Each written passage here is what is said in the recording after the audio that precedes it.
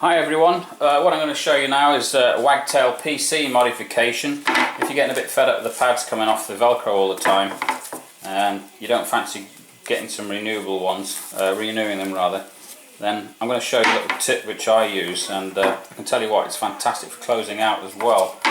Now, the things you're going to need, Wagtail PC of course, and some ties like this. If you haven't got any, just go and get some or look around for some. It's important that you get the tiny ones for this job. The big ones, the locking pieces will get in the way otherwise. You'll see why later on.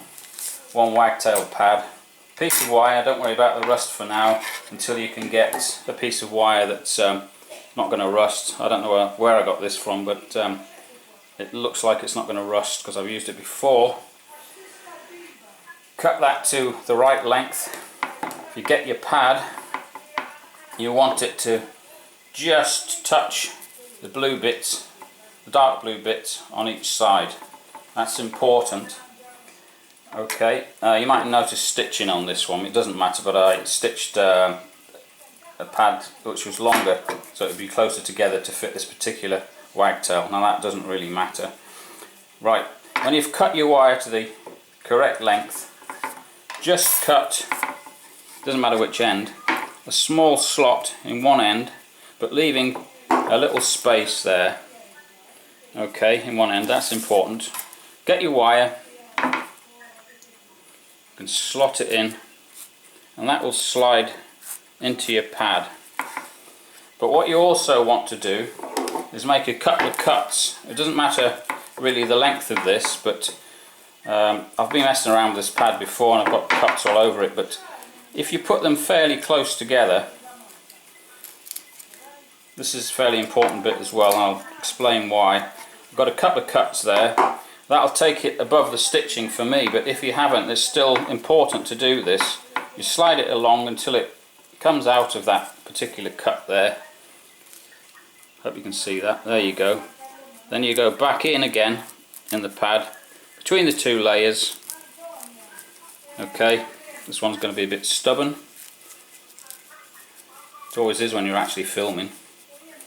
And slide that right along to the other end. Okay, sometimes it might get caught. It might help to actually smooth off the ends of the wire. Right, when you get it all the way to the end, you still see you've got a bit stuck out there, but that's why you need to leave a little bit of gap. So you draw it up there and you tuck the end in. Now that's nicely tucked in. Now the reason for this bit showing here is so that the actual wire doesn't actually slide into the pad. See, when I left it before, it just slid up and it was up here somewhere where you don't want it. You want it to stay at the bottom here, so it will act as a stiffener and as a sort of a hinge. Okay, the next thing we want to do is line it up with your Wagtail here, with the PC. This is important to get the alignment really well, really clear. And with a felt tip pen, what you want to do is mark off towards the outer edges of these two ties where you're going to make a couple of cuts. Okay, I'll just get the felt tip pen to show you.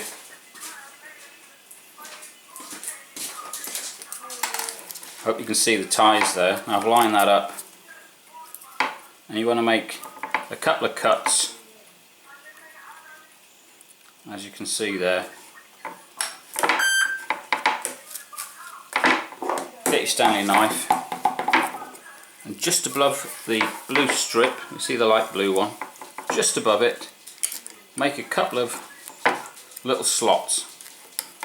Probably see that I've done this earlier.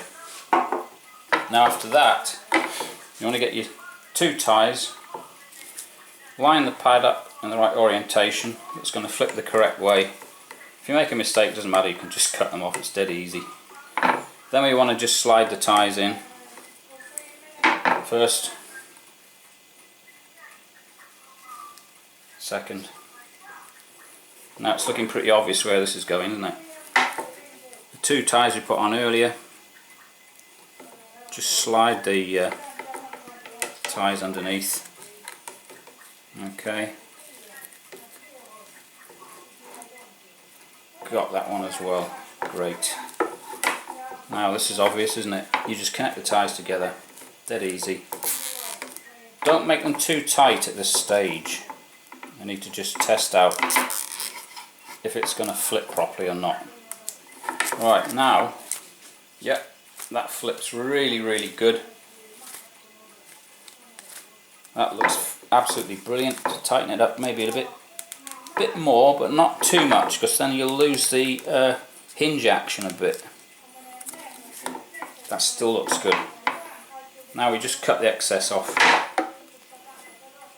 Like so. Gone flying across the room.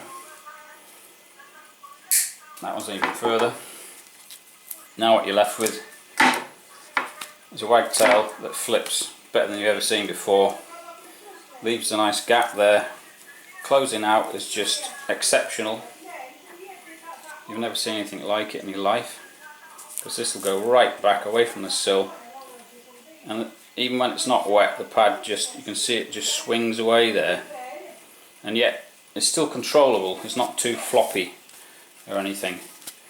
If you want to take it off to wash it, unfortunately you just have to snip these two ties off. 1, 2, and you can take the wire out dead easy and wash it.